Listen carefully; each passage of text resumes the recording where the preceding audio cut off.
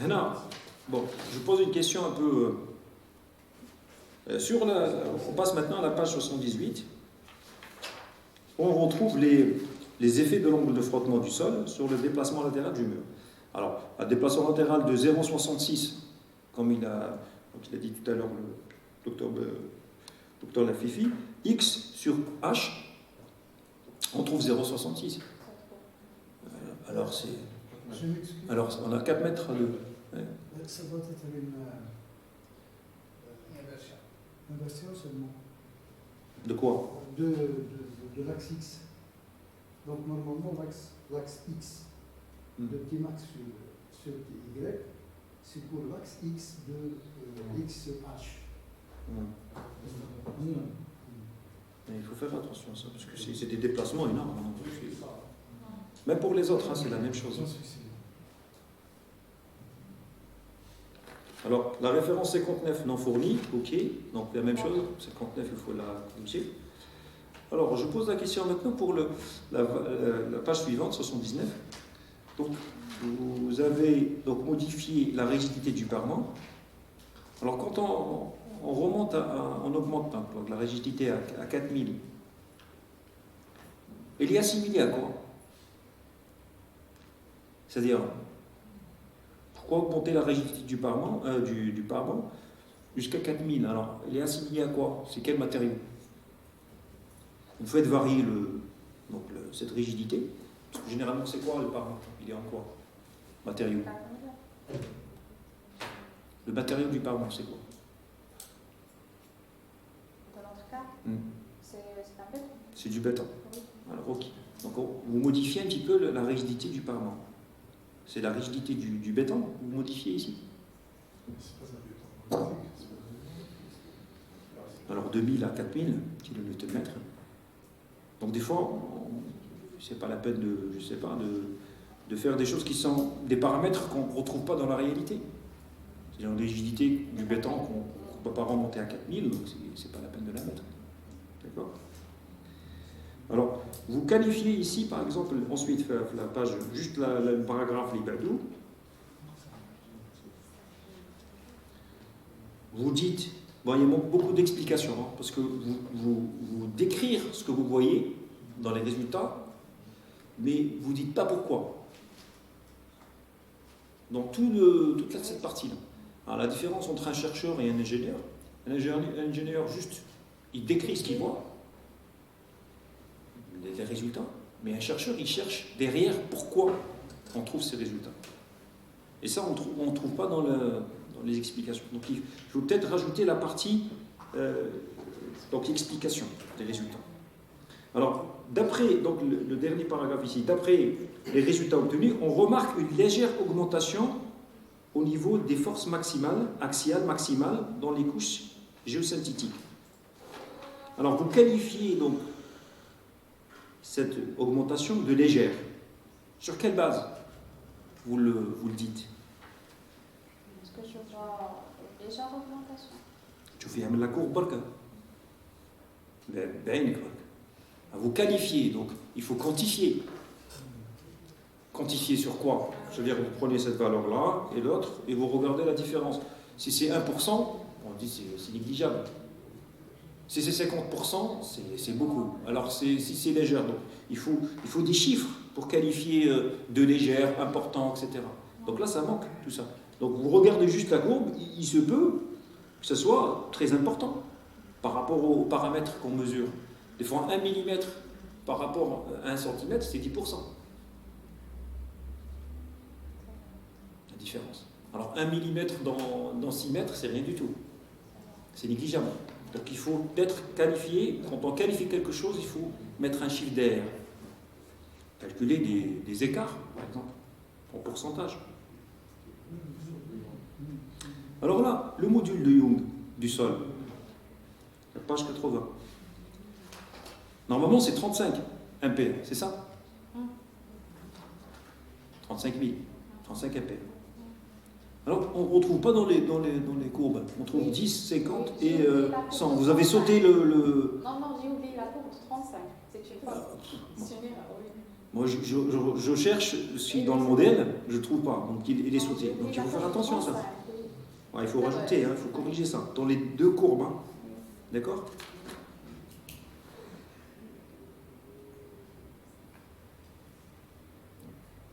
Vous parlez ensuite du bloc modulaire, page 81, alors que les blocs modulaires en béton, vous n'avez pas étudié ce cas. Hein. Pourquoi en parler? Pourquoi en parler? Le lecteur, il met en confusion, des fois en erreur. Donc il dit bloc modulaire en béton, alors que ici, il n'est pas étudié. Alors, ensuite, là, 4 valeurs de EI, donc la rigidité, ont été considérées. 55 kN par mètre carré, c'est ça? Il manque on va dire le slash, d'accord? Il faut faire attention. Hein. Alors, sur quelle base ces rigidités sont choisies? 55, 240.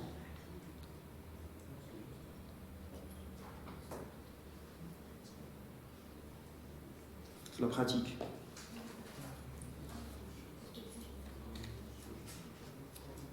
Moi, je pose la question, je n'ai pas de réponse. Hein. Je ne sais pas. Je cherche la réponse.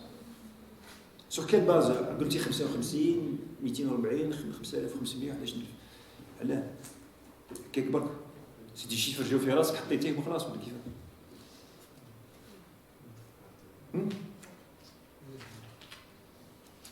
peut-être le cadreur il va nous expliquer. Alors il y a un graphe manquant sur la page 82. Vous parlez bien sûr déplacement horizontal maximal du parement.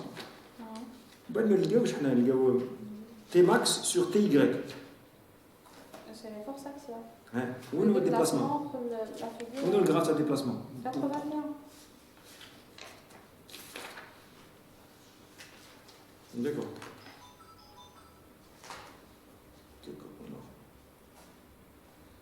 Répartition des charges.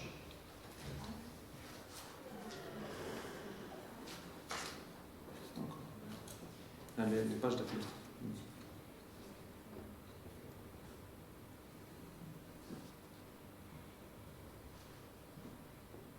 D'accord. Donc, ensuite, pour la page 82 toujours, dernier paragraphe, on trouve le L sur H, varie de 0,3 à 0,7. Alors, moi je trouve plutôt 1,25 hein, au lieu de 0,7. Non, vous dites la page variant de 1,25 jusqu'à 0,3. Donc il y a une faute. Il faut inverser. Donc variant de 0,3 à 1,25. Ensuite on retrouve 0,3, 0,7. Non, la valeur est de 0,3 0,7 et qu'on a une diminution au niveau. Après cette valeur, il y a le déplacement constant. Après le 0,7, il y a le déplacement constant. Ah oui, d'accord. La stabilisation après. Ah, d'accord. Donc maintenant, c'est un peu donc la lecture un peu peut-être l'écrit le paragraphe. Faire un schéma peut-être explicatif de tout ça. Dans le paragraphe Kamel, moi j'ai proposé faire un schéma explicatif. D'accord. Traction des armatures, kiff. Géogris, il faut utiliser peut-être. Ah, d'accord, même mot. D'accord. Alors le passage, moi je trouve difficulté le passage entre la figure 15 et la figure 16. Figure 16, c'est une coupe au niveau du sol renforcée. Explication? Explique. De la perturbation électrique. Moi je vois la hauteur kiff. Donc la hauteur x sur h, on a x sur h et x sur h sur L sur h. D'accord. Comment faire le passage? Avec la longueur du renforcement sur le déplacement du parement. La première coupe plutôt. La deuxième, c'est on a fait une coupe au niveau du sol renforcé. C'est pas au niveau du parement. C'est les résultats au niveau du sol renforcé. Donc le SRH il devient un paramètre qui varie en fait. D'accord. On a la figure, page 84. Vous parlez, les figures montrent, le dernier paragraphe, hein, les figures montrent l'effet de la hauteur du mur, etc. jusqu'à la fin. Donc, déplacement latéral du mur et force axiale. Là, on ne trouve que les forces axiales.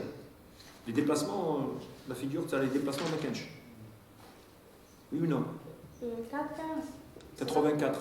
Non, la figure 4-15, c'est le déplacement latéral. Oui, il y a 4-15. La figure. On revient en arrière. Oui.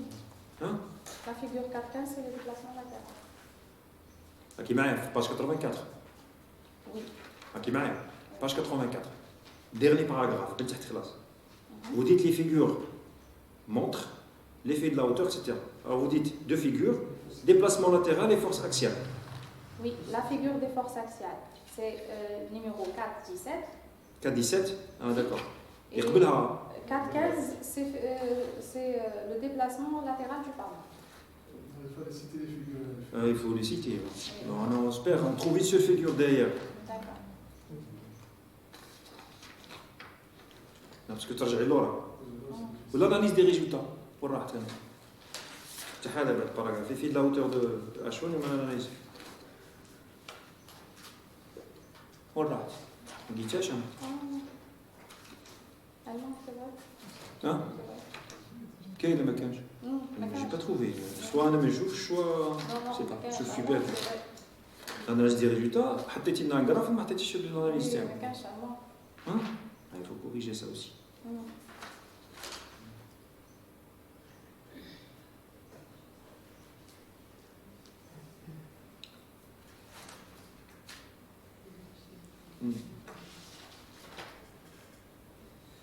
Alors, ensuite, pour l'effet de la surcharge uniforme, sur quoi?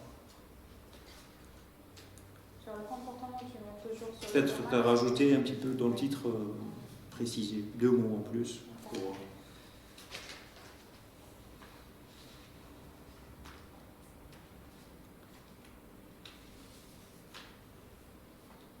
Alors, ok, vous avez utilisé 10, 50, 70 et 100.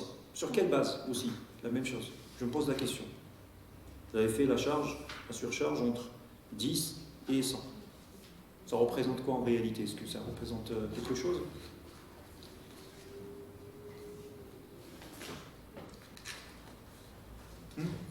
Un trafic routier, je ne sais pas.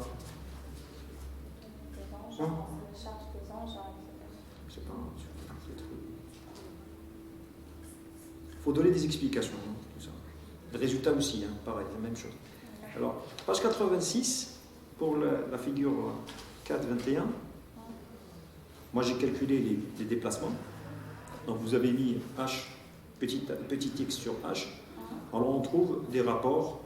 Moi j'ai trouvé pour la première courbe, par exemple noire, 9,6 cm de déplacement latéral. Il varie de 9,6 cm, hein, pardon, jusqu'à 27 cm de déplacement. Donc la hauteur H, 6 mètres. Alors vous trouvez ça normal? On trouve des déplacements jusqu'à 30 cm? Quand on applique une surcharge, Logique. Pour une surcharge. Est-ce que ça va tenir, le mur, il va tenir à 30 cm de déplacement?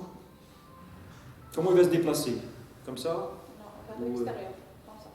Il va bouger comme ça, parce qu'il est libre en bas? Oui. Donc il va pousser, Il va pousser comme ça.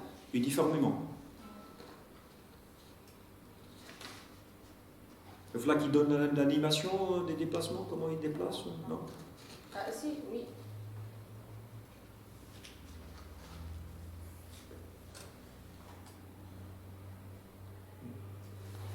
D'accord. Ok. Alors pour les surcharges aussi, vous avez déplacé un petit peu votre surcharge sur 0,5, c'est ça? 1 mètre. À ma présence. 0,5 je crois et 1 mètre. Alors là, vous n'avez pas précisé la largeur du renforcement. Il reste le même, kiff kiff. Il ne va pas bouger avec la force, donc il reste le même.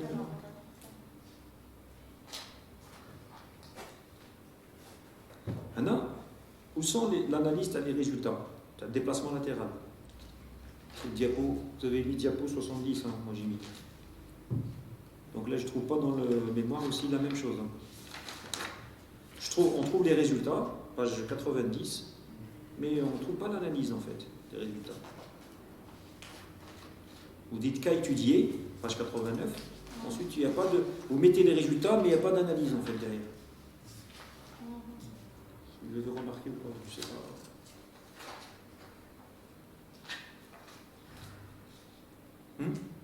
Quel ou là? Je ne sais pas trouver la vérité des résultats. Alors que dans les diapos, vous avez expliqué un petit peu le résultat.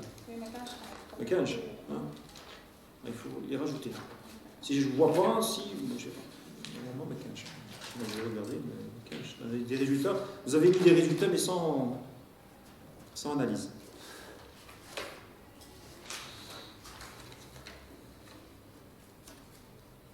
Alors, je me posais une question pour le page 91 maintenant. Effet du choix de l'élément d'interface.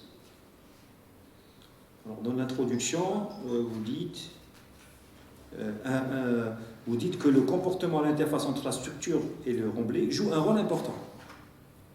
Alors, vous jugez au départ, vous allez faire l'étude. Donc, vous ne savez pas pour l'instant s'il joue un rôle important ou pas.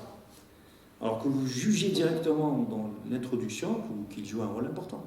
Alors, on ne sait pas pour l'instant. Hein. D'accord? Il faut modifier cette phrase. Donc, on cherche justement à savoir s'il joue un rôle important ou pas. Alors, dans quoi? Dans la capacité portante globale. Moi, je n'ai pas compris. Donc, le comportement d'interface, il joue un rôle. Bon, on ne sait pas s'il est important ou pas. Mais dans la capacité portante globale du système. Est-ce que vous pouvez expliquer un peu plus sur ce plan? Normalement, dans la stabilité, voilà, globale du système. Stabilité, non, pas capacité portante. Non, c'est la stabilité. Parce que je vois capacité portante, c'est autre chose. C'est la stabilité. D'accord. Alors, ensuite, une petite faute d'orthographe que j'ai vue déjà sur la diapo, qu'elle figure déjà la même chose, existe. Hein. Donc, l'interface parlant, donc existe. Donc, diapo 73. Vous avez refait la même erreur. Il faut faire attention aux erreurs. Existe.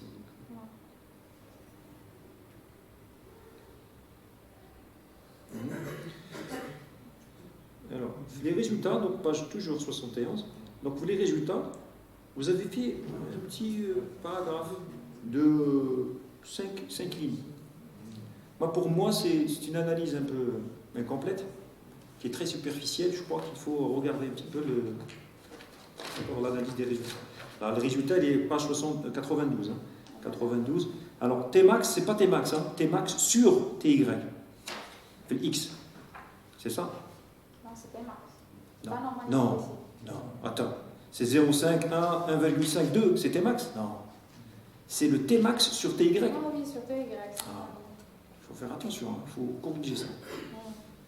On le voit sur la diapo 95, c'est ça. C'est le Tmax sur TY que vous avez à gauche.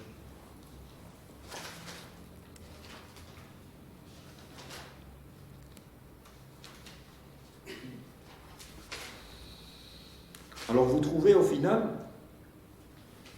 les résultats montrent un accord satisfaisant entre le cas où l'interface est modélisée comme une couche fine de sol et comme élément réduit. Donc vous ne trouvez pas de différence finalement entre les deux. Alors là, je me pose la question pour l'intérêt.